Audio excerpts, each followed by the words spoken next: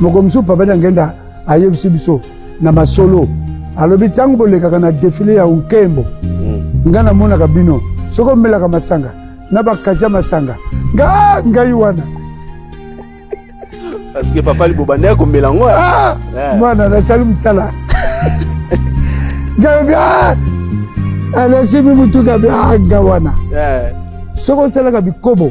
donc basi nyonso tuna sima na yo donc ndenge papa vanda kawana amona kabiso donc omoni yo moko kaka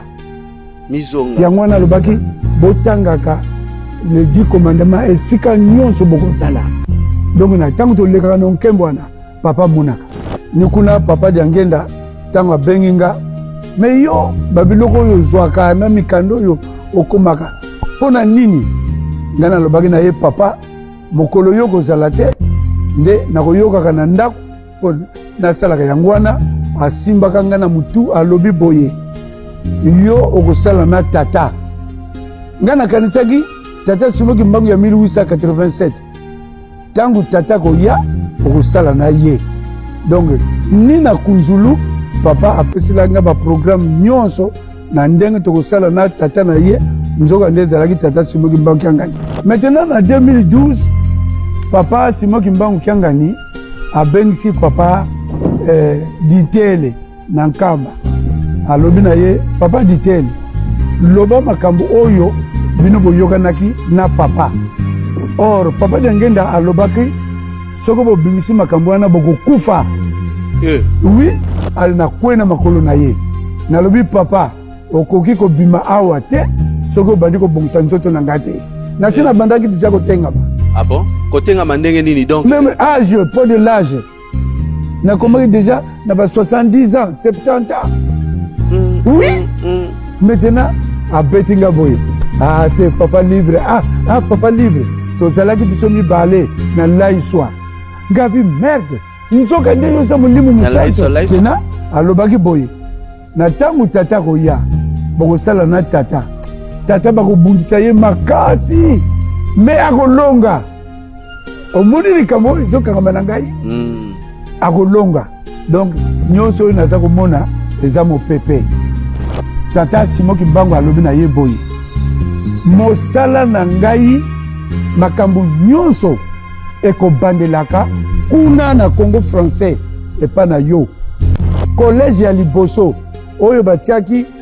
ordination oyo batiaka maboko boye esalamaki awa na Congo Brazza le 2 septembre 1962 ba ange misato babimaki na plateau de 15 esika wana okomona place yango ne sima place yango lelo ezali yango wana balobaka esika papa asopaki makila na ye mpona kosala 3e alliance congolais ya Brazzaville azalaki congolais ya RDC azalaki congolais ya Angola azalaki yango wana papa Simoki Mbangu Kiangani alobaka makuku matatu oyo kotambusa mokili oyo donc ba Congo misato wana bazalaki na lukulu moi d'abord ayaki kozongisa kunzulu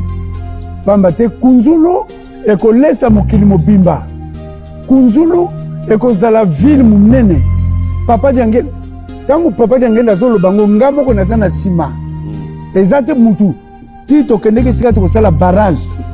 tozotala mai eza mutu te nga moko témoin papa alobi bamai ekozonga awa boulevard munene ekozala awa ekokende ntina kunzulu village port munene ekozala kuna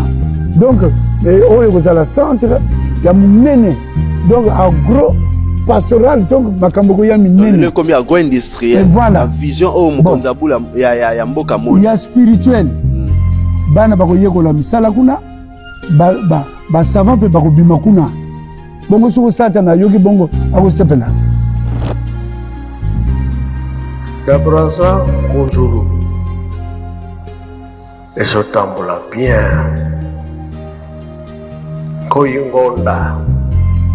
buna mpe babandi lisusu kote mpe ya Gamboma kuna mpe babandi lisusu bisika nyonso totambolaki babandi kosala papa Diangenda aye awa aye kopesa communion ya suka tokendeki na ye kuna ezangi na le 8 février papa Liangenda apesi communion atie maboko na mutu alobi nakolakisa nini na mokili biloko nyonso tu nasali na kunzulu ekufi